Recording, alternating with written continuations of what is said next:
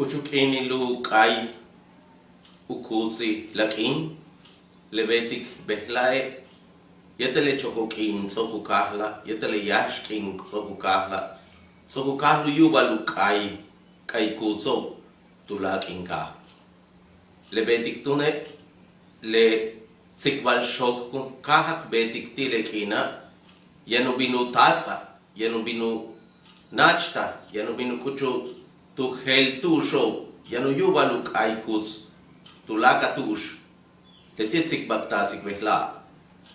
Ha llegado el día en que el Quds comience a cantar. Los días de primavera invitan a escuchar su canto. Los montes hacen eco de este canto, un canto similar a la voz de los dioses, un canto de la lengua maya, un canto pensado en lengua maya y hablado en lenguaje maya.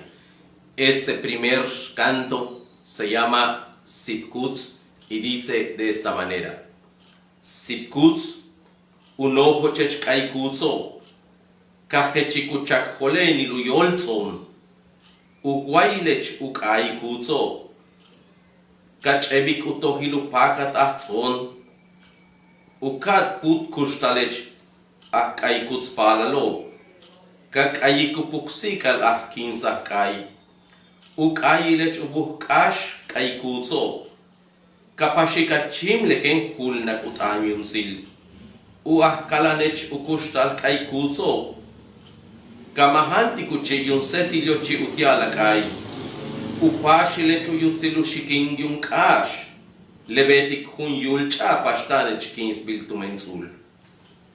Sipkuts, grandeza y canto, tu imagen y voz.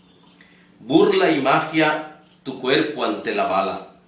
Nahual y alma, tu ser en tus hermanos. Desvío y desatino, tu fuerza sobre el cazador. Resurrección y vida, tu aliento en tus hijos. Canto y denuncia, tu mensaje al depredador.